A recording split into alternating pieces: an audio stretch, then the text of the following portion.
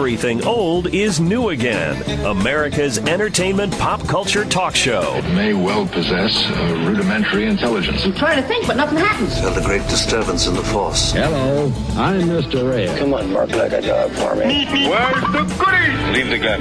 Take the cannoli. I bet you wouldn't have done anything like this if Mom and Dad were here. You filthy criminal. Excuse me while I whip this out. Go ahead. Make my day. Here are your hosts, Douglas Viviani and David Cohen. You love broken people. Like me. Sometimes we have to ask for help. And that's okay. I think the best thing we can do is to let people know that each one of them is precious. Welcome to Everything Old is New Again, the ever-precious Douglas Viviani here with the neighborly David Cohen. What is neighborly? Probably has to do with the subject of today's show, I would imagine. Well, that was a trailer to A Beautiful Day in the Neighborhood, which is the most recent Tom Hanks movie about none other than Mr. Rogers. Yes. But it's not just Mr. Rogers. It's about someone that was a real curmudgeon, if you will, or a difficult writer that was assigned the task for Esquire magazine, Tom Junod. I don't know if you know this guy. Not personally, no. Anyway, he was known back in the day. This is 20 years ago when he did an article, and it was 1998 actually. So 20 years. So he was a person that used to tear apart all of these biographies or people that he was doing biographies for. So now they assigned him to do this piece on Mr. Rogers, and everyone expected him to come back with something negative and something terrible. They became lifelong friends, and Mr. Rogers revealed himself to this guy, and the story itself, the subject of the story was heroes, and they talk about, were and is Mr. Rogers a hero. So we'll dive into that a little bit today, but I want to let you know that movie is not like just about Mr. Rogers. It's sort of Tom Hanks is up for a supporting actor nomination for different awards. He's not the star of the movie. That makes sense. It's funny because when you look at the trailers and you hear about the movie, you think, he's starring in it, but you think it's about Fred Rogers, played by Tom Hanks, but it's not just about that. Right. So they did a nice take on it, but the advertising's terrible because you don't know what we just said. Gives you the wrong impression. Which I think is more of an interesting story than just saying Mr. Rogers, which we all, I think, we would say if you're from age 35 on, maybe even 30, maybe even 25. I mean, just think about how old you'd be. You'd watch him at 5 years old. So really, if you're, let's say, late 20s on, anyone on the planet knows Mr. Rogers, or at least in the United States. Right. And or you've heard about him. You might not have seen the show as a kid, but you know who he is. Right, but your impression is he's kind of bland, and if you advertise the movie properly, you can see it's not just him, and he wasn't just bland, by the way. Right. But there's more to it than that. So we'll dive into that, and also I want to talk a little bit about human being hosted kid shows, not cartoons. That makes sense. Yeah. And these seem to have gone by the wayside, and I don't know why, and I want to investigate that a little bit, and a lot, actually. So we're not just talking about Mr. Rogers and Everything Old is New Again, but we are talking about him in this section, and I want to just start off a little something. It's kind of... Everything he does sounds so serious all the time, but he was very serious in his work, really cared about children for sure, and he wasn't in any way, shape, or form doing anything for himself. It was really, he could have ran with this and ran with the celebrity and all of that, right? He never lost focus on the kids. This is back in 1969 when his show, the budget was $6,000 for the year, and he was pleading before Congress to garner some money for all of public television, and it didn't look like it was going to go too well until he turned the tide, if you will, with this. This is what I give. I give an expression of care every day to each child to help him realize that he is unique. I end the program by saying, you've made this day a special day by just your being you. There's no person in the whole world like you.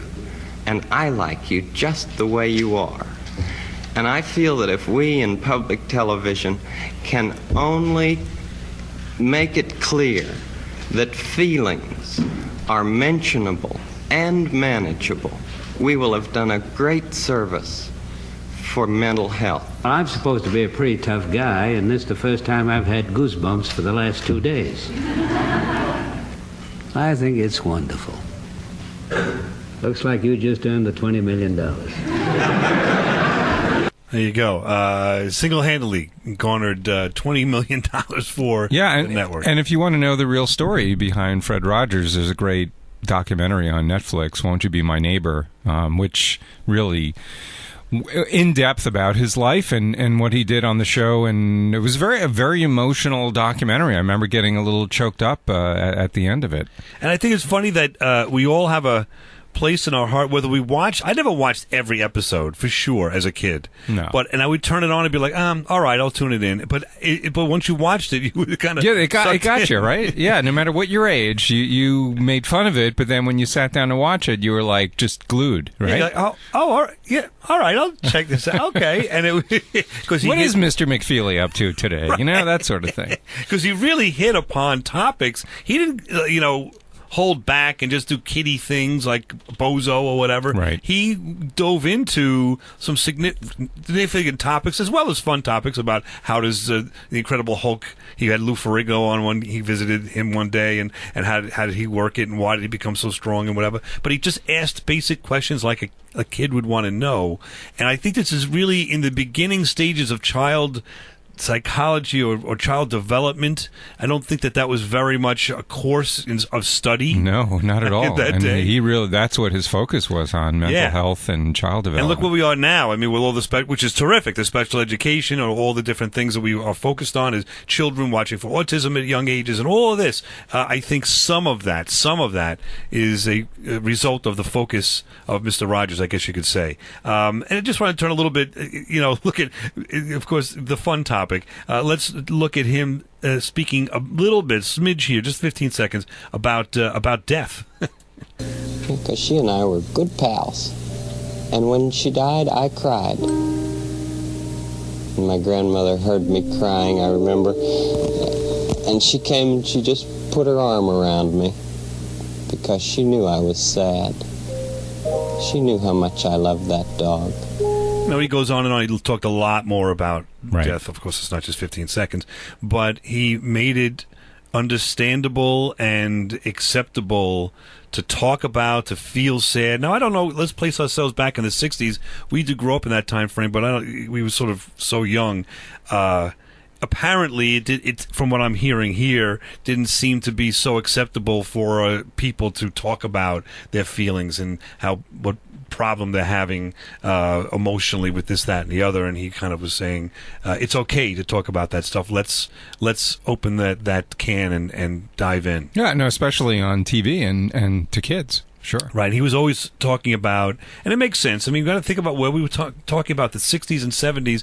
A lot of television, still to this day, a lot of, it has its place, but a lot of cops and robbers and gun shows and whatever. And he's like, I think what's more dramatic is to talk about people talking about their feelings or what they're having, what problems they're having. And where are we today with This Is Us and all of these shows? It's exactly what is on television now, as opposed to you don't see a lot of the cops and robbers these days. It still exists, but not like it was back in the day. Every show. I mean, every show in the 70s, if it was a drama at 10 o'clock or 9 o'clock at night, was Hawaii Five-0 or Canon or whatever. Or the exact opposite, like a sitcom. Right. But now you've got, look at all this stuff. Now you can't dump all of that on him, but it was part of the wave of that. And all of the movie makers now and television makers now all have and were influenced in some way, they will tell you, by Mr. Rogers. I'm going to love to see how you tie Star Trek into this show. I'm waiting for it. It'll get there. Don't you worry. Now, the thing that I recoil against, I guess, is that recoil. That's a nice word. In today's world, like I suggest sometimes to my wife, I'm going to take the kids out and fly a kite, and maybe there's a neighbor or two that want to, their kid wants to come over and go out and do that. So it'll be me with 3 or 4 or 5 kids flying a kite in the backyard. We have a park in the backyard.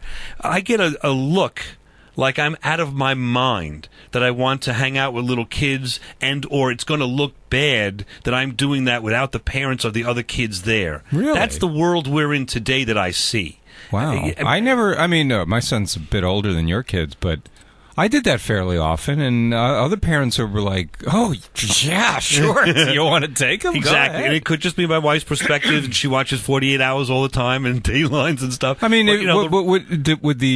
how would she react in another situation where there might be a neighbor, another dad? She'd want to probably know the guy pretty well, I guess. And let's say she does. Then she'd be okay with it. Okay. Well, she's always harder on me. We'll do another show about that. The minutia of marriage. We'll talk about that as we get back. But we're going to come back and talk about Mr. Rogers and more kids shows when we return on Everything Old's New Again.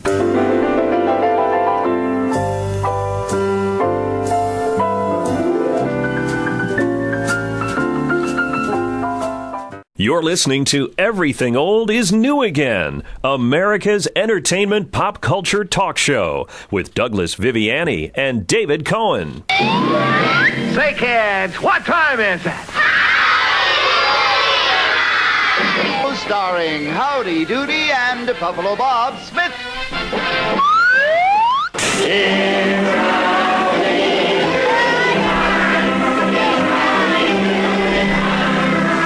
Welcome back to Everything Old is New Again. We're exploring all things kid shows, I guess we could say at this point in time, celebrating the release of the Mr. Rogers movie, the success of that with Tom Hanks. But back to your point, though. Yes. So will you continue to ask other kids in the neighborhood to play with you? Just the way you phrase that, I would say no.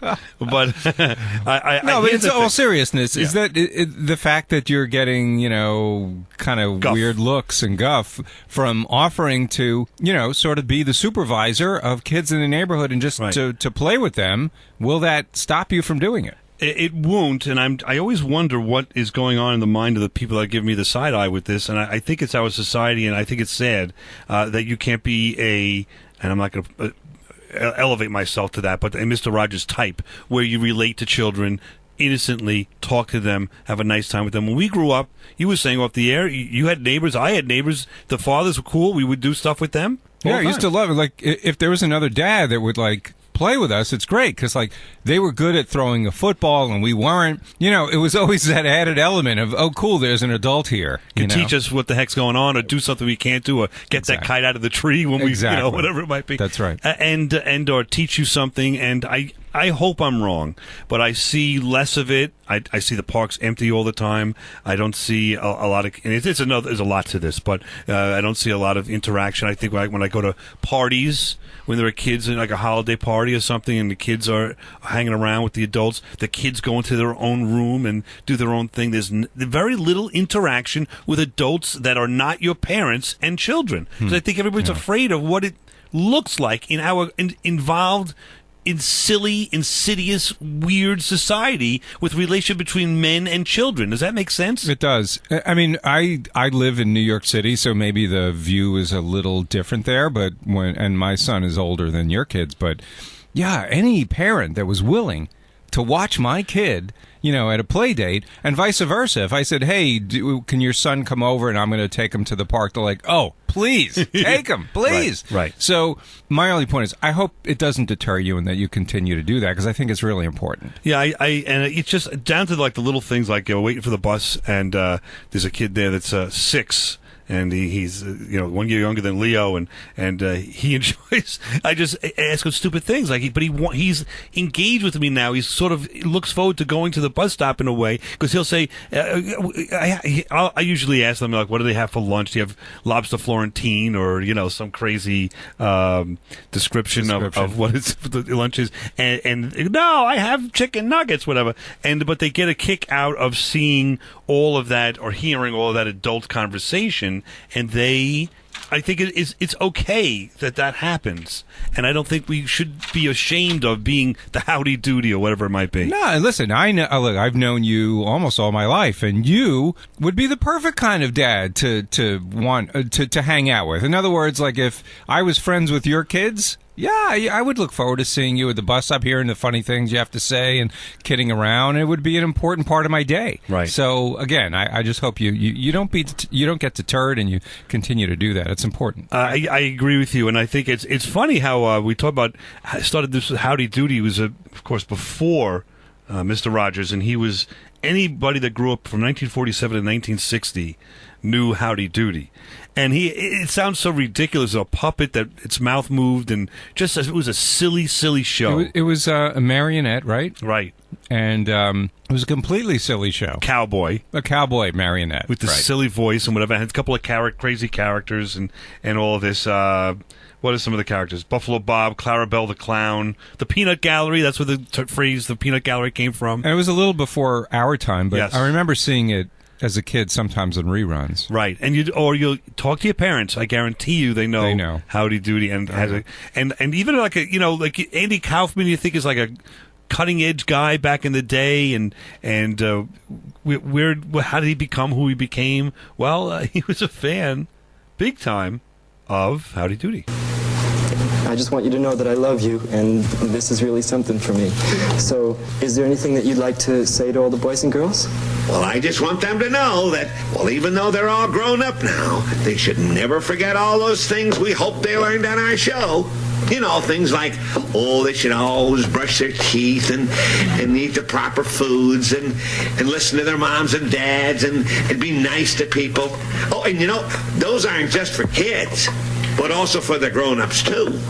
And no matter how old they get, please remember that, well, Andy, I'll always be thinking of them, and there'll always be a place for them in my heart.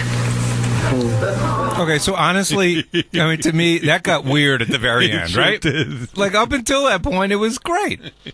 So maybe it is the culture we're living in, but if he just wouldn't have said that last part, that creeped me out. But that was what it was, man. And that was his last appearance ever on television. Yeah, because he went to jail after that. Right? No, I'm kidding. No, Andy Kaufman's show, he did a special, and Howdy Doody was part of it. And, I mean, we can't really relate because we didn't see it, but if you talk to anyone that's over I guess we're saying 70 years old, they're gonna have a place in the heart for this guy. Sure.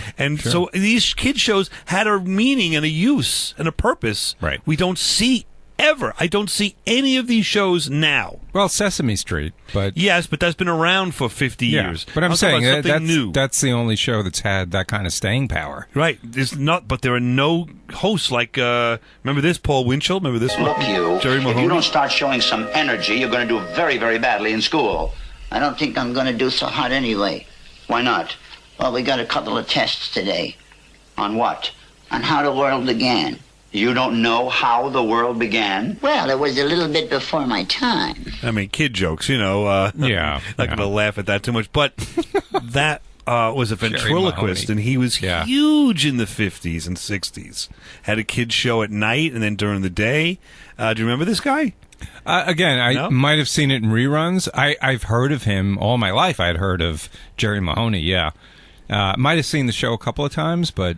Yeah, it was similar, right? He was a Howdy Doody. He was a marionette. Like yes. Howdy Doody. No, he was a real puppet. I mean, a real dummy, like a ventriloquist. Oh, ventriloquist dummy. Yeah. Sorry. Okay. And in fact, later on, they actually had an actor go in and put real hands in the dummy, so you would. He had the use freckles, his hands. right? Yes. Okay. Yes, I do remember. Knucklehead Smith had the freckles, but he had these. He had these hands. Yeah. Like in gloves, so it wasn't. Does that make sense? A dummy, a ventriloquist dummy with the hands were moving. So you'll definitely would know it if you've seen it. Anyway, so there's just another one of these kids shows that hosts that we don't see anymore. How about by the way, Jerry Winchell? I don't know if you're familiar. Was a creator of the artificial heart, disposable razor, fountain pen with a retractable tip. I don't know what that is. Battery heated gloves, flameless cigarette lighter. A blood plasma defroster, whatever that is. Who were we talking about? Now, that was the ventriloquist. That was Paul Winchell. after and during all of his career, he created all of these inventions, including, again, the artificial heart. So, I mean, these people that are hosts aren't like boobs. Like Mr. Rogers is not a boob. How did he have time to do a kid show while he's I guess it didn't take much thought. But artificial heart. You heard the jokes, didn't you? Yeah, that's true. Didn't allocate a lot of time. No. Unfortunately, now he is a kind of a guy, suffered from depression, and his daughter says, my father was a very troubled and unhappy man. If there's another place after this one, it's my hope that he's there now and with the peace that eluded him on earth. So that's a sad story, man. That is. He was trying to spread goodwill and all that, and he suffered horribly. Real quick, we've got Mr. Captain Kangaroo and Mr. Moose. You know what that reminded me of, Captain? No, what did it remind you of? Niagara Falls! Yeah! You know, I'm kind of glad that Mr. Moose isn't here right now, because I just couldn't stand one more ping pong ball. How about 100? No! I mean, it's just stupid. It wasn't one. It was 100. Oh, Captain Kangaroo. Yeah, that was a big part of my life growing up. Before we get to that, because wait a minute, I want to get something out. Captain Kangaroo, the gentleman himself, Bob Keegan? Keeshan. He played Clarabelle the Clown on the Howdy Doody show in the 50s. I did not know that. So it's like a sequel, if you will, to Howdy Doody. Isn't that pretty wild? But what you got 45 seconds, Captain Kangaroo, go. Mr. Green Jeans. I'm just doing stream of consciousness. Well, what was it? What did he mean to you? You would turn him on, and he was a little bit, sort of like Mr. Rogers in that, he's very laid back, very kind, very gentle person. Knew how to talk to kids. Great host of a TV show. I mean, look, it was a 30-year run, right? I mean, it was a long time. Used the puppets, too. They always seem to love to use the puppets. Yeah, and he was just somebody that you just looked as like a friend or a grandfather or something. That's what it was. His creation of the show was, I want to be a friendly grandfather to these kids. See that? How about that? It worked. We'll be back right at this. Everything Old's New Again, and dive into some more discussion of all things kids shows. It's Howdy Doody time. It's Howdy Doody time. Hi, this is Alan Alda, and you're listening to Everything Old is New Again with Douglas Viviani and David Cohen. This is Bernie Coppell, also known as Siegfried from Get Smart. You are listening to Everything Old is New Again. You understand? Good. Holy, great interview! Hi, this is Burt Ward, Robin from TV's Batman. You're listening to Douglas Viviani and David Cohen's fabulous radio show, Everything's Old is New Again. To the Batmobile, citizens. This is David Schulner, executive producer of Emerald City, NBC, Friday nights at 9, and you're listening to Everything Old is New Again with Douglas Viviani and David Cohen. Okay, what is happening now, Jay? Well, we're going to return to Everything Old is New Again with Doug and Dave. Oh, okay. I got nothing else better to do. Now, back to America's entertainment pop culture talk show. Everything Old is New Again with Douglas Viviani and David Cohen. Best thing I've ever seen him. I've got to have that bug in my show. Okay. It's got to open. I got a contract right here. You got a contract? 52 weeks, $10,000. That's a lot of money. It's a sign before you take it. Oh, hi, White Fang. Listen, you know Alice Cooper. Yeah, hi, White Fang. Listen, did you see that bug? Welcome back to Everything Old is New Again. That needs a little explanation, huh? Soupy Sales needs no explanation. That was another guy from the 60s, Soupy Sales. He was huge. Human host was huge until he did something silly. Before we get to that setup was, there was a bug that allegedly played the piano, and Alice Cooper himself was on this kid's show and wanted to sign the bug, but of course this White Fang, which was here's the thing, Soupy Sales was not a ventriloquist, so he just did that White Fang and just went, ugh! That was the way he did his ventriloquism.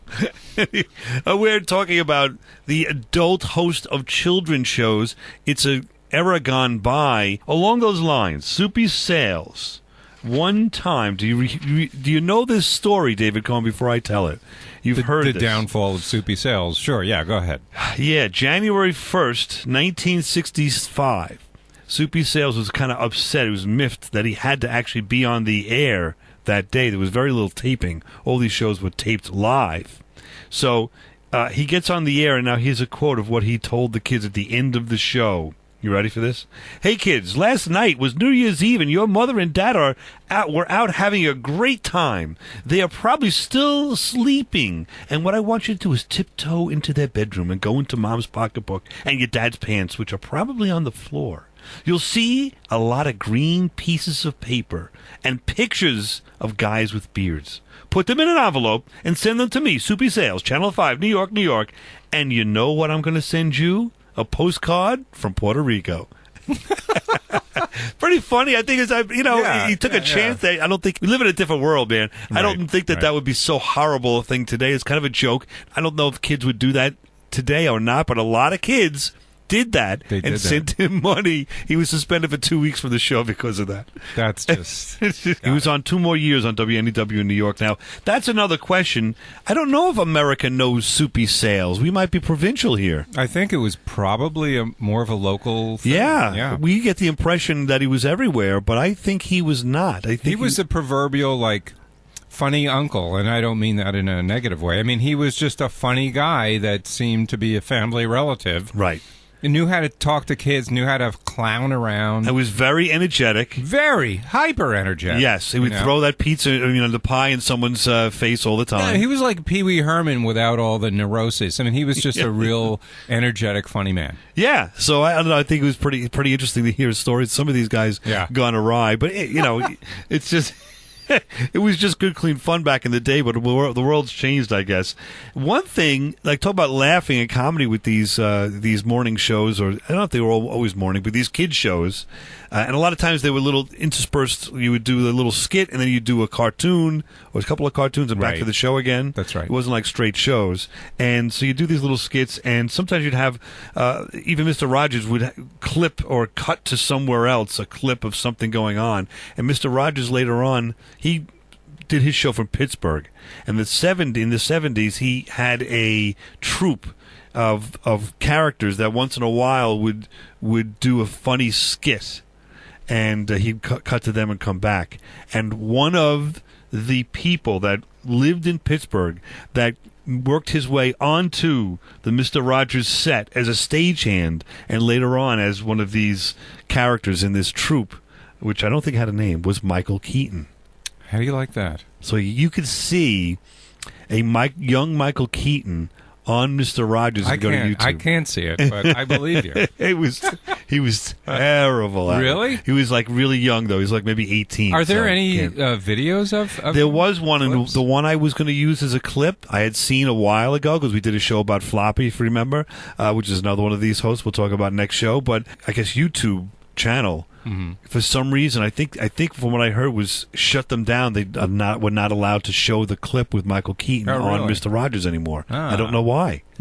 Anyway, so but it was terrible from what you. It remember. Was they were just running around like they were in a circus and they were trying to do different tricks and none of them worked. So they were kind of like clowns in the circus without the clown makeup. So it was it was Pittsburgh. It's the 70s. He was 18 years old. He's rolling the dice, man. Yeah. So gotta take advantage of your opportunities. When exactly. Now, speaking about comedy in this genre, Mr. Rogers, believe it or not, he didn't seem to have a sense of humor in some ways. If you I don't know, misunderstood him or just watched the show. He wasn't into joking around much. Right, didn't seem that way. But he did admire, I should say, at least... Well, I'll tell you a story about this after. First, this is Mr. Robbins' Neighborhood from Saturday Night Live with Eddie Murphy. I always want to live in a house like yours, my friend. Maybe when there's nobody home, I'll break in. I married a woman who said she was rich, spent all her money, walked out on the won't you be mine? Won't you be my neighbor? A very smart edit there, by the way, if you happen to notice. Yes, good catch there. So, Eddie Murphy, in the 80s, I'm going to say, did that many times. On Saturday Night Live. Yes, and it was a pretty good skit. It was pretty funny. So funny. And one day, Eddie Murphy is in his, I don't know, it was a trailer or I guess his dressing room, on set. and a knock on the door, and he opens the door, and there's Mr. Rogers. Oh, wow. And Mr. Rogers comes in, and Eddie Murphy's like, oh, my God, he's going to, like, really freak out. He's going to go off on me about this character. And Mr. Rogers said, I just want to let you know that I've seen this character, and I think it's very funny. Continue the good work. Imagine. That's great. And Mr. Rogers had a penchant for taking Polaroid pictures of every celebrity or even every person that was on his show. Now, I don't think he was on the show in that scenario, but he had the Polaroid with him. He took a Polaroid picture of himself and Eddie Murphy, and always he would take the Polaroids back at the end of the day, and his excuse was he wanted to show his wife who his new friends are. Right. And then later on, if you look, you'll see he went on David Letterman and brought the photo from Saturday Night Live with Eddie Murphy in it. And Really? So there's a clip of that. So obviously it's a true story, and I think it's pretty interesting that because that Mr. Robinson's neighborhood was not a very honorable person, let's say. No, to say the least. Right. But he had a sense of humor. He went with it. Right, So that right. was pretty interesting. I just think that Mr. Rogers, going back to him, is such an interesting character. We don't see anyone like that now. And, I mean, he was so, I guess the word is honorable in some ways, in that clearly there's a story that is true also about him, that he would receive letters from kids in the mail all the time.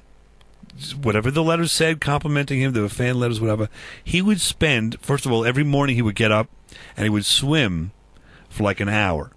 And then after that, he was ready. He started his day. Put on his cardigan, started his right. day. And for 2 hours every morning, he hand wrote responses to every letter he received from a kid. Wow. I wish I would have written them. Me too. That would have been nice. And, I wonder if on eBay if they'll start showing up now. We should look to see. But if anyone saved them, because you're a kid receiving this back, now what happens? Because dad throws it out or something, Yeah. But it really, I think it says a lot about the character. He hand wrote children. That just would letters never. Yeah, I daily. mean, nobody handwrites notes, period, these days, let alone something like that. And then email came around, and he used to receive them in email. What he would do is print them out, and he would respond in writing. Handwriting. How do you like that? He wouldn't respond back. He said email was too impersonal. I bet he would have. If he was still alive today, I think he might have come around to the electronic responses. Well, he did to adults. He would email people all the time, but for children, he wanted to handwrite. Yeah, I'm not saying he'd be like texting kids back, but that's another thing. Was that that appropriate? Yeah, or tweeting things, but I think he would be definitely on the email more. But yeah, who knows? I don't know. I thought it's a pretty cool aspect of his life, and there's been a lot since he's died. People asking. Has anybody written to Mr. Rogers that didn't get a response? Really? And they've received nothing back on this. Wow. Maybe no one's listening. Maybe no one cares. But whoever, has a problem is not coming forward. Anyway, so... what if they did? What would that... So what? Right, doesn't mean anything. I wrote to Mr. Rogers. He never wrote back. The 1 out of 7,000. Yeah, right. Bum. Some guy on, in Rikers Island, But it just shows you the character. I don't know what to say. That the guy's, it's unbelievable. So the thought I have is, what's happening today? Why do we not have anyone to take up the mantle? Not even, it's a hard mantle to pick up, but even try. Why are there no human hosted television programs on the air for kids now? Because it's more about technology and the changing watching and attention habits that kids have these days. So no kid is going to sit there and watch the pace of a show of Mr. Rogers' Neighborhood when there's so many other alternatives that have much more action and much more, flashing lights and multi-screens. And it's just, unfortunately, to me, that kind of show will never be made again. Well, we'll find out. We'll be back right at this. Everything else. Will we? We're going to find out. Now, back to America's entertainment pop culture talk show. Everything old is new again, with Douglas Viviani and David Cohen. You've never heard of Bozo the Clown? No. How could you not know who Bozo the Clown is? I don't know. I just don't. How could can you call yourself a clown and not know who Bozo is? I don't know who Bozo is. What, is he a clown? Is he a clown? What, are you kidding me? Well, what is he? Yes, he's a clown. All right, so what's the big deal? There's millions of clowns. All right, just forget it. Forget me? You should forget it. You're living in the past, man. You hung up on some clown from the 60s, man. I don't know what that laugh was. What was that laugh That was like? you laughing last time I played this clip, I think. Really? You want to play that back and see who that is? Yeah. We're back here and Everything Old is New again, talking all things kid shows. That's a little something from Seinfeld. Who's this? Oh, no, that was... That's from the Floppy show. That's Floppy himself laughing at that. I don't know how that got in there. We'll talk about Floppy? that. We'll talk about that next. We did a whole show on We Floppy. did? Yes. I'm totally lost at this point. He was one of the hosts in Iowa. You should remember. We had Floppy, yes. Yes, Okay, Jeff so Stein from- so we were interviewing him, and Floppy laughed at the clip. Well, we didn't I got interview it. No, because Floppy's passed away. So I The man intertwined who them. was... We interviewed somebody, We right? interviewed About Jeff Floppy. Stein. Jeff Stein. Who wrote a great book about Floppy, and we were talking about all that. And so I was intertwining those. So two that was things. Jeff laughing. No. That was Floppy laughing. Oh, man. Floppy's passed away, but through the magic of radio, I was able to get Floppy to laugh at the clown. You superimposed. Yes. Oh, so it was completely fabricated. Yes. That's why I didn't know what was going on. Remember these things. Man. Remember? The I don't minutia. remember. I don't remember lies and fabrications. I have a... Now, speaking of lies and fabrications, we want to get into a little bit more of the discussion of what happened to and where are these kid shows that are hosted by adults. You were saying last section, I couldn't respond because we ran out of time, how there's too much going on in the kids' worlds now. They want to see everything now. There's a lot of lights and bells and whistles going on and so forth. And I can understand that, but that doesn't mean a Mr. Rogers type or an adult host could not adapt to No, that. I'm not saying they couldn't. I'm just saying that a TV station or production company would not create such a show. That's what I'm saying. Now, we were talking off the air, and you might be right, but I would suggest that they'd be wrong. But I've seen clips of kids that are 5, 6 years old watching an old Mr. Rogers show, and they all loved it and were, enthralled with it. We were talking about how even you in college, you turn this show on, whether you're 5 years old or 25, and you'd be like, I don't want to watch this. This is, oh, wait a minute, what's he? Oh, and all of a sudden, before you know it, you sucked into the show without wanting to be. It's true. It's true. Yeah, we did it as a lark. Like, oh, look what's on Mr. Rogers. Remember this? Oh, God, yeah. And then 5 minutes into the show, like, we were all just glued to the screen. You became serious. Yeah. I wonder who's at the door. He's got that. Remember, he used to bring out those little reel-to-reels, like the videos. I went to the library and rented this video on birds, and then Mr. Something or other, he would put it into a drawer, and magically, whatever's on that reel-to-reel would show up on the TV. It was great. Yeah, you never knew what was going to happen next. Yes. And and I just remember it just became this, like, I don't know, this oasis of niceness and kindness and just a way to escape from the crazy world. Just plug into Mr. Rogers for half an hour. It was Exactly. great. Now, the exact opposite of Mr. Rogers, but still was a children's host, is our friend Bozo the Clown. Wowee, kazowie. Bozo's kind of excited because these packages arrived for Clank's special delivery. The mailman delivered it here to the Bozo Big Top. And I'm just dying to see what's inside. I hope he'll stop by and visit with us pretty soon because the suspense is killing me. Do you remember the way that affectation, the way he saw you talk? Yeah, very weird voice. Now, here's the thing.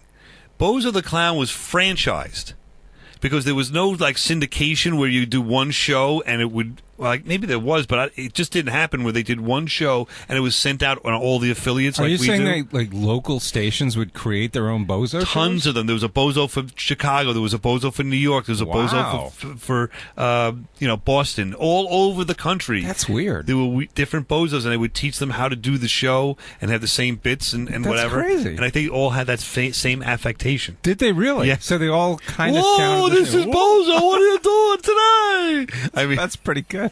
I could have been a Bozo. I am Bozo. You always were a Bozo. Now, Bozo morphed later on when he went off the air in the late 60s and early 70s into, where's Bozo? Where do you see Bozo right now? Or the extension of Bozo?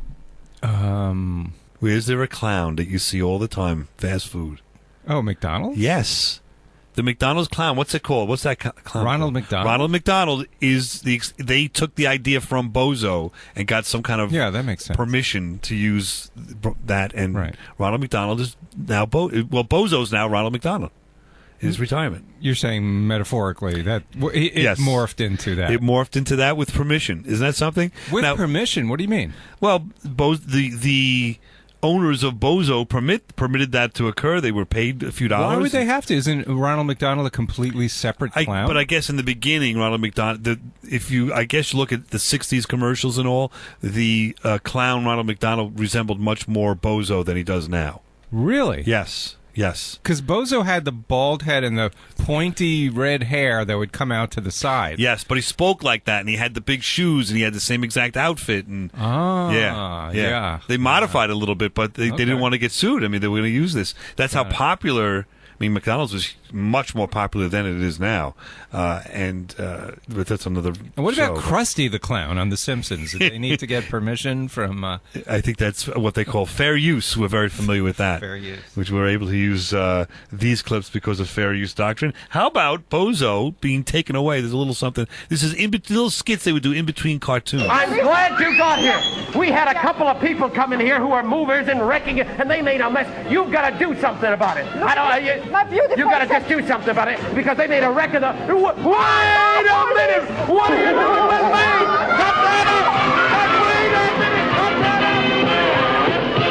up! So there's a mess. Wait, what you have to explain? what Yeah, happened. there's a mess on the floor. A couple of guys come in.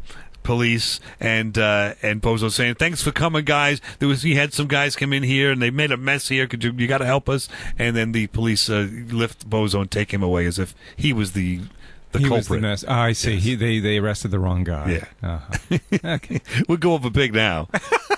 That's probably the beginning of Stop and Search or something, but Bozo was on the cutting edge right there, my man. Always arrest the clown first in any given situation. And then this is what I remember about the Bozo show a lot: the treasure chest. Do you remember this? He would bring out a whole treasure chest of like 8 toys and figurines and whatever, and describe them all as like an advertising ploy. He'd say, "We have this one, we have this from Whammo and whatever," and spin the wheel, kid. And if they got, it landed on the yo-yo, they would get the yo-yo. If it landed on treasure chest, they would get all 8 of these toys. Oh, cool. So end of every show, I envisioned myself as this kid. You have 30 seconds to spin it around. Whatever you get, you'll get. And if you get a treasure chest, either the picture or a word that says treasure chest, you go home with every toy today. Okay, Larry? Good luck to you. Give the magic bonanza wheel a spin. It is, Larry. You won the treasure chest. Wow. I don't know Larry, why. Good for Larry. Good for That's Larry. a name you don't hear from kids anymore, right? Right, exactly. Yeah, meet my little infant son, Larry. Larry. I tell you, Bozo was just a fun show, but no lessons involved. Just good, clean fun. Not at all. Right. And all that. So I remember that. Again, it doesn't exist anymore. We're going to round the corner here and go back and finish up with a little discussion of Mr. Rogers. And again, he dove into a lot of topics, one of which was prejudice. He had an African-American neighbor came over, and back in the 60s, real big problem. At one point in time, some African Americans were swimming with white people in a pool at a motel, and it was a big story. And the motel owner didn't like that, didn't want it to happen, so they the hotel owner poured ammonia into the pool. You familiar It with was this? in the documentary. Oh, okay. That I mentioned. There you go. Earlier. Yeah. Okay, good. So I'm glad. And the postman was I'm sorry, the black man who was on with Mr. Rogers was the postman in the show. He was the mailman. Exactly. And he came in with really tired feet one day. Exactly. So Mr. Rogers tackled that issue by doing this. It's so warm, I was just putting some water on my feet. Oh, it sure is. Would you like to join me? It looks awfully enjoyable, but I don't have a towel or anything. Oh, you share mine. Okay. Sure. He said, well, our children all over the country are going to have a chance to see a black man and a white man sitting here together, as friends. And they're going to talk about our differences, but that we are still friends with our feet in the same pool. They are going to see me telling you to use my towel. David Cohen.